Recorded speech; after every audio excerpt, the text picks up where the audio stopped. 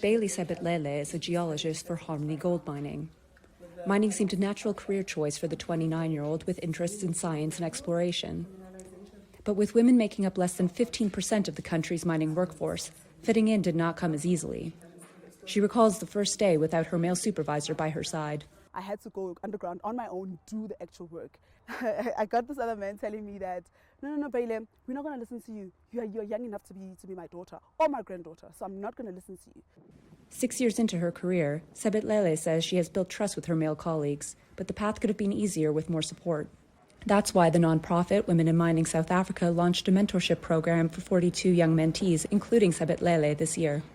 I think that it can become a very lonely journey when you're in these very, very male-dominated industries, and without having some sort of support or guidance, it can force you to leave the industry a lot quicker than you should.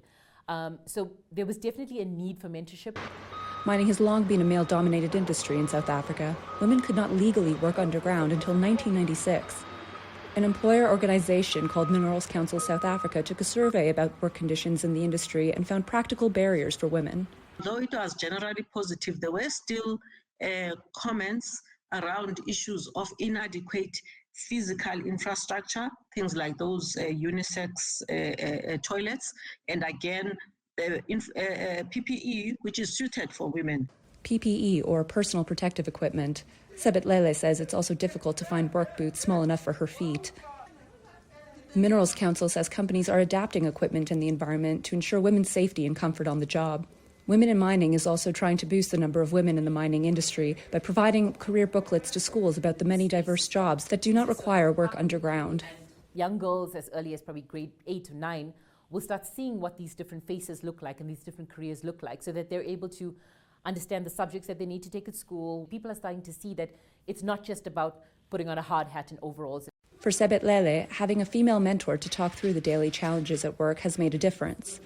As she sets her ambitions higher, seeing other women advance in the sector is encouraging. For instance, in our corporate office, now with the new appointments, you're seeing women, you're starting to see women occupying those strategic positions. You're starting to see young women taking up space. So I think any young woman can do it with the right guidance and with the right mindset as well.